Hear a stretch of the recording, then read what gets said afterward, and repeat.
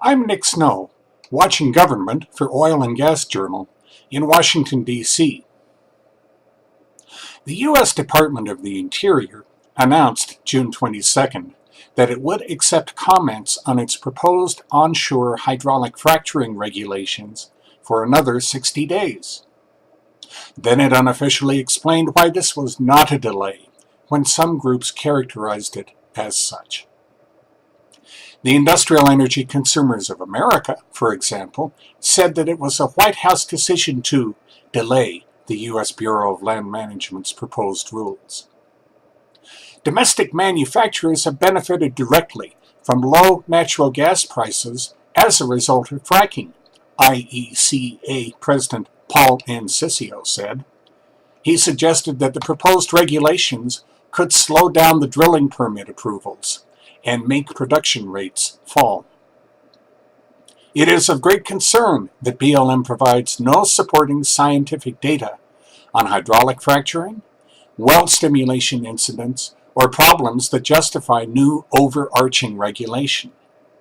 Without these findings, new regulations cannot be justified, Ciccio continued. DOI sensitivity showed how controversial the idea of federally regulating fracking on onshore federal and tribal lands has become. Deciding to extend the comment period was in no way a delay, but would simply allow more time for stakeholders to respond, a source told OGJ. This is a common and routine step in the rulemaking process when public interest is high, he explained. 3 oil and gas associations clearly recognized this. That didn't stop them from reiterating their concerns that the proposed rules could cost their members lots of money.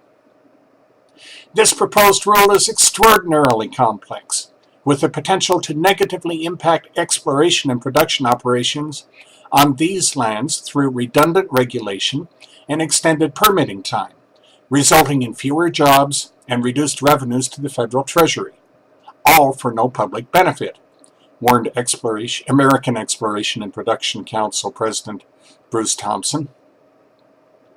In addition to producers, a number of states also requested an extension because the proposed regulation is complex and potentially would have a negative economic impact, he noted. The additional time will allow all parties to this conversation the opportunity to continue the dialogue and to more fully evaluate the operational, technical, and economic impacts of the proposed rule and to allow for a full economic analysis, Thompson said. Julia Bell, the Independent Petroleum Association of America's Public and Industry Affairs Manager, said that IPAA previously asked U.S. Interior Secretary Ken Salazar for an extension and would use the time to consult with its members about the proposed regulations. Kathleen Sagama, the Western Energy Alliance's Vice President of Government and Public Affairs, called the extension a step in the right direction, but she added that BLM still hasn't acknowledged that a thorough economic analysis is required for major rules, potentially costing $100 million or more. That's Watching Government for this week.